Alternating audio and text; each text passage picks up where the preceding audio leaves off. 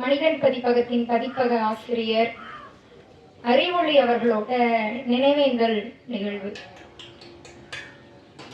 இங்க பல்வேறு தோழர்கள் தோழர் அறிவொளி அவரை பத்தி பல விடயங்களை பேசியிருக்காங்க. அதாவது சேகுவரா பகத்சிங் போல உங்களோட கைகள்ல ஆயுதம் தூக்கினாலும் சரி, தோழர் அறிவொளி போல உங்களோட கைகள்ல பேனாவை தூக்கினாலும் சரி, நீங்கள் பயணிக்கும் பாதை பாட்டாளி வர்க்க விடுதலைக்கான பாதையாக இருக்கும் பொழுது அரசின் அடக்குமுறைகளிலிருந்து, ஆளும் வர்க்க அடக்குமுறைகளிலிருந்து உங்களால் தப்பித்து விடவே முடியாது. அதாவது இங்க நம்ம பலருக்கும் பல்வேறு பதிப்பக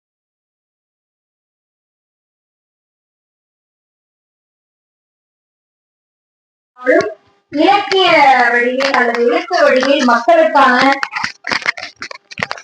அல்லது இந்த சமூகத்தில் பேசக்கூடிய விடயங்களை எப்படி பேசுகிறார்கள் என்று பல எழுத்தாளர்கள் பதிப்பகத்தாளர்கள் தெரியும். அதாவது இந்த சமூக விடயங்களை மட்டும், சமூகத்தில் நடக்கக்கூடிய அவலங்களை மட்டும் பேசக்கூடியவர்களை தெரியும். அல்லது சமூகத்துல நடக்கக்கூடிய அவலங்களை மட்டும் பேசிட்டு தீர்வை பத்தி வாய் திறக்காதவங்களை தெரியும். அல்லது தீர்வு வேணும்னு பேசிட்டு அந்த தீர்வு என்னன்னு பேசாதவங்களை தெரியும். எக்காரணம் கொண்டும் ஆளும் வர்க்கத்தோடவோ அரசோடவோ முரண்பட்டு விடவே கூடாதுங்கக்கூடிய பல பதிப்பகத்தார், எழுத்தாளர், உடைமையாளர், பத்திரிகையாளர், சோகால் என்ன பெயர்களில் வேணா இங்க பலரை தெரியும். தோழர் அருணகிராய், எழுத்தாளர் அருணகிராய் கூறுவார்கள், யாரையும் தொந்தரவு செய்யாத எழுத்து எதற்கு? அதுல தோழர் அறிவொளி அவர்களுடைய எழுத்தையும் புத்தகத்தையும் நாம் ஒப்பிடணும். அதாவது தோழர் அறிவொளி நடத்தி வந்த மனிதன் பதிப்பகத்தின் ஒரு புத்தகம் வெளிவர போகிறது அப்படின்னா, அல்லது வெளிவருது அப்படின்னா, அது சிறு புத்தகமாக இருந்தாலும் ஆளும் வர்க்கத்திற்கு கொலை நடுங்கும்.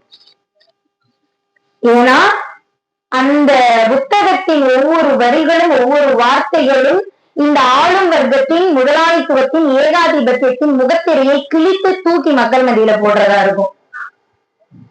அந்த புத்தகத்தின் வேலைகளை தொடங்கும் பொழுதே தோழர் அறிவொளி அவருக்கு நல்லா தெரியும், கண்டிப்பா இந்த புத்தகத்துக்காக நமக்கு வழக்கு வரும், கைது செய்யப்படுவோம், அடக்குமுறைக்கு உள்ளாக்கப்படுவோம்.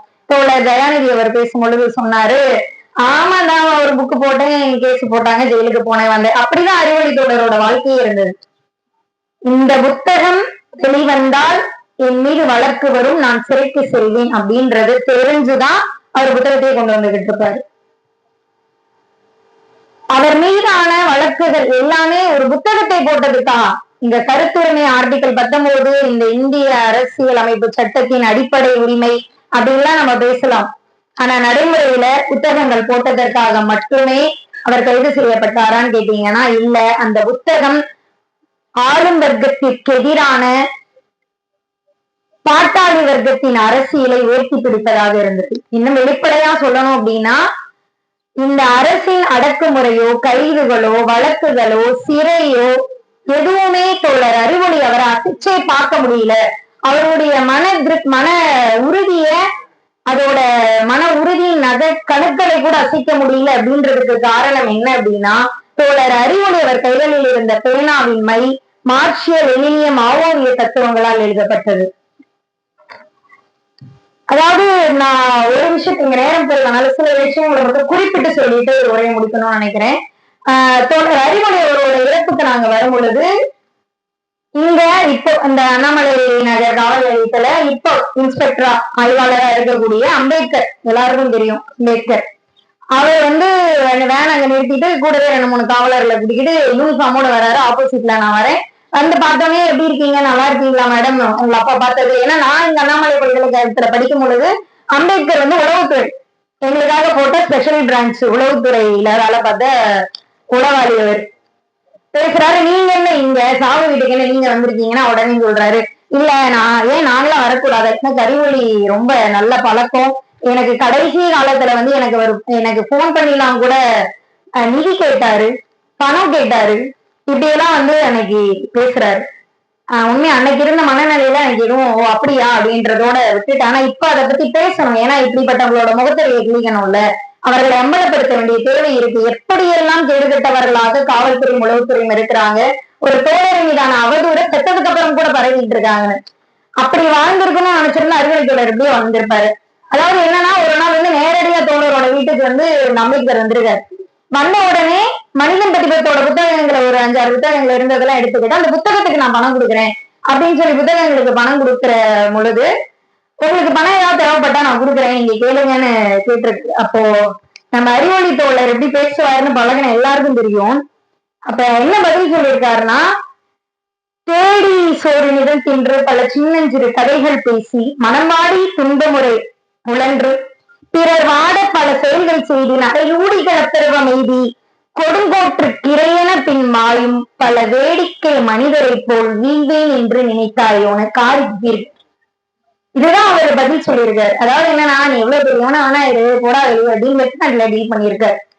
ஆனா இந்த காவல்துறை ஒரு செத்ததுக்கு அப்புறம் கூட அவரை பத்தின எப்படிப்பட்ட அவதூறுகளை நம்ம கிட்டயே பரப்புறாங்க அப்படின்னு இவங்க யாரும் எனக்கும் நல்லா தெரியும். நான் படிக்கும்போது எவ்வளவு துறையில இருந்த அம்பேத்கரும் எனக்கு தெரியும். இப்ப SC/ST வழக்குல அதாவது அவரை கைது பண்ணணும்னு இங்க இருந்திருக்கக்கூடிய சீர்காழி வழக்கு வரைக்கும் நாங்க அம்பேத்கர் யாருன்னு நமக்கு தெரியும்.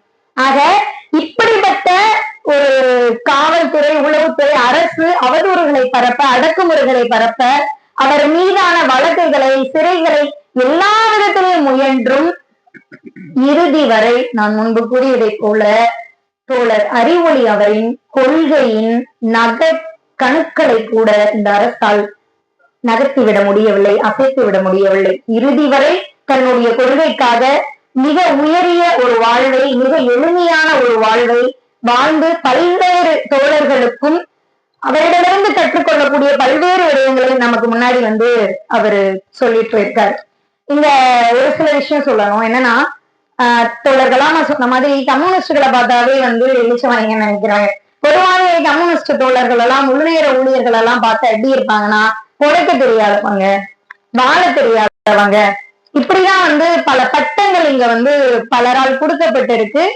ஆனா உண்மை என்னன்னா, இங்க இருக்கக்கூடிய பல தோழர்களோட வரலாறு எடுத்து பாருங்களேன். அதாவது மாவோயிஸ்ட் கட்சியோட முன்னாள் தலைமை தோழர் பசவராஜ் வந்து அந்த காலத்துல SSLC மூலம் அவர் அந்த காலத்துல B.Tech முடிச்சவர், 70 வயதை கடந்தவர். கொடூரமாக கொல்லப்பட்ட தோழர் ஆசாத் வந்து அதே மாவோயிஸ்ட் கட்சியோட மத்திய குழு உறுப்பினரா இருந்தவர், அந்த காலத்துல இன்ஜினியர் முடிச்சவர். ரேணுகா தோழர் வந்து தோழர் ரேணுகா, அதாவது இவர்கள் எல்லாமே இப்ப வந்து கொடூரமா ஆபரேஷன் கதிர்ல கொல்லப்பட்டவங்க. ரேணுகா அவர் வந்து மிகச்சிறந்த எழுத்தாளர், அத்தனை சிறுகதைகள் எழுதியிருக்காரு, எழுத்து வடிவுல வந்து மக்கள் அரசியல் நோக்கி இருக்கார். ஆனா அவர் அந்த காலத்துல வந்து வழக்கறிஞர். தமிழ்நாட்டுல கொல்லப்பட்ட தோழர், தமிழ்நாட்டை சார்ந்த கேரளாவில் கொடூரமாக கொல்லப்பட்ட தோழர் அஜித் அந்த காலத்திலே வழக்கறிஞர். தோழர் குப்பராஜ் அந்த காலத்திலே வந்து பாலிடெக்னிக் முடிச்சவர். தோழர் மணிவாசம் அந்த காலத்துல ஆசிரியர். இப்படி அந்த கால ஆசிரியர்களில் இருந்து, வழக்கறிஞர்களில் இருந்து, சயின்டிஸ்ட்ல இருந்து, PhD முடிச்சவங்கல இருந்து இந்த காலத்தில் கொல்லப்பட்ட தோழர் ரவி டாக்டர், இதே ககர் ஆபரேஷன் ககர்ல கொல்லப்பட்டவர்.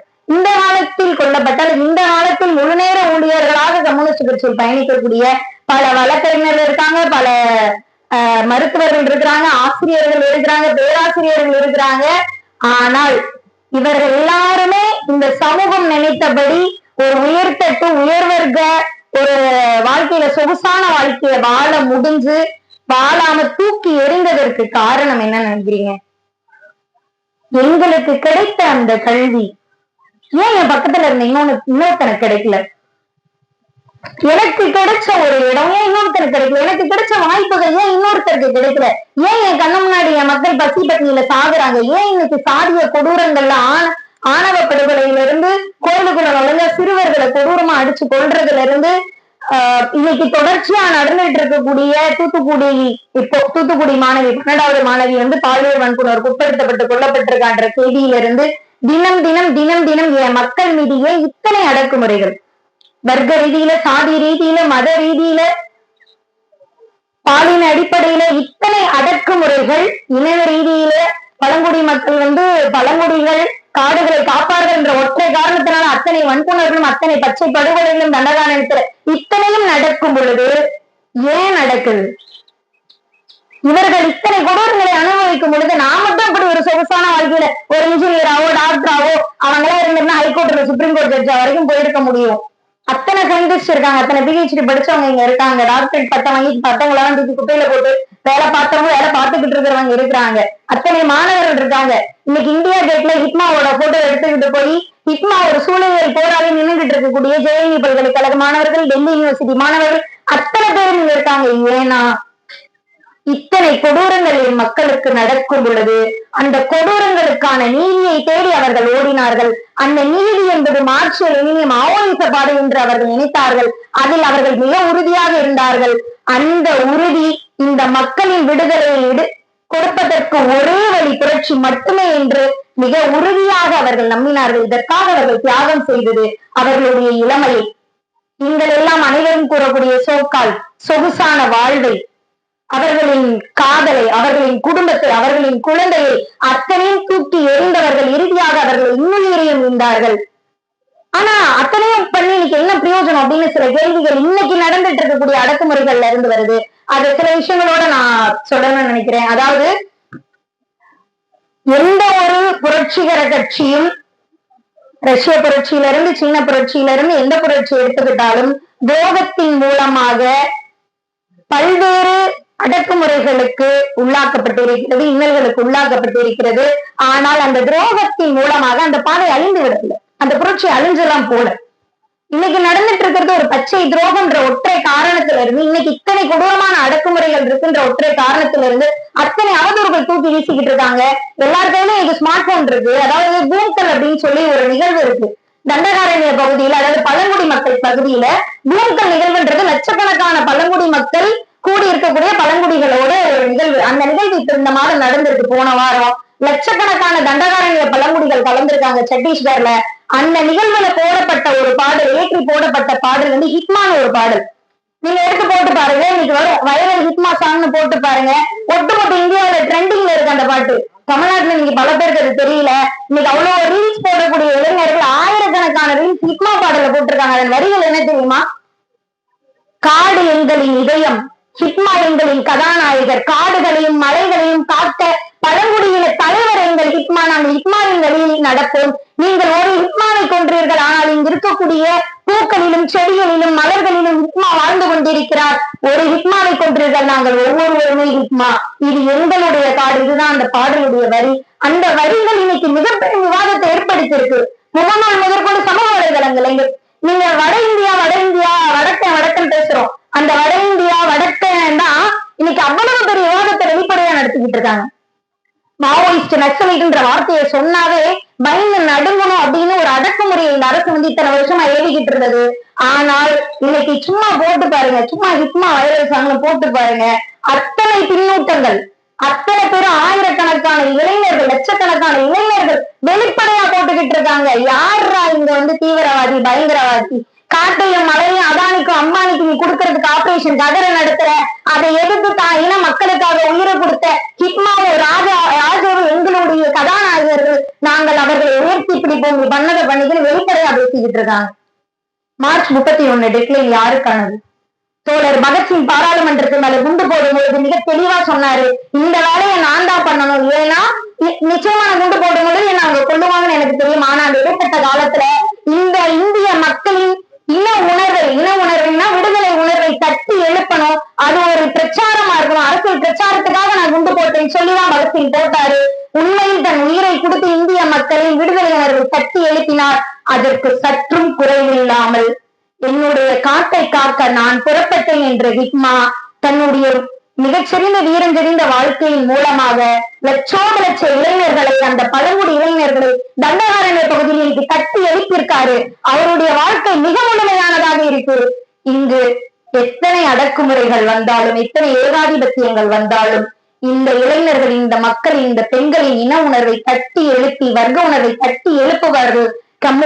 கம்யூனிஸ்டுகளாக மட்டும்தான் இருந்திருக்கிறார்கள். இன்று பின்னடைவு இருந்திருக்கலாம். தோழர் பகத்சிங் சாகும் பொழுது தெரியும் நாளைக்கே புரட்சி வராதுன்னு. ஆனா இன்னைக்கு பகத்சிங் நெஞ்சில் எழுதிதான் பல பேர் இன்னைக்கு போராட்ட களத்துல வந்து நின்னுகிட்டு இருக்கோம். ஒருத்தர் அதில் பின்னூட்டம் போட்டிருக்காரு, நான் பகத்சிங்க பார்க்கல, ஹிட்மாவை பார்த்திருக்கேன், என்ன வேணா சொல்லு, ஹிட்மாவை நான் தூக்கி பிடிக்கிறேன்னு. அப்படிப்பட்ட ஒரு சமூகத்தில் மார்ச் 31 இன்னும் எத்தனை ஆண்டுகள் ஆனாலும் புரட்சிகர பாதை என்பது மக்கள் விடுதலைக்கான ஒரே பாதையாக இருக்கிறது என்பதில் இங்கு எந்த மாற்று கருத்து நிலையங்களால் அந்த மக்கள் விடுதலை பாதையை என்றுமே அழித்துவிட முடியாது. வர்க்கம் இருக்கும் வரை வர்க்க போராட்டம் இருக்கும். வர்க்கத்தை அழித்தொழிக்கும் வரை வர்க்க விடுதலை கிடைக்கும் வரை இந்த போராட்டத்தை நாங்கள் இல்லை என்றாலும் உங்களை தடுத்து ஒருவர் தொடரத்தான் செய்வார். இதுதான் மார்க்சிய இயங்கியல். வாய்ப்பளித்தமைக்கு நன்றி.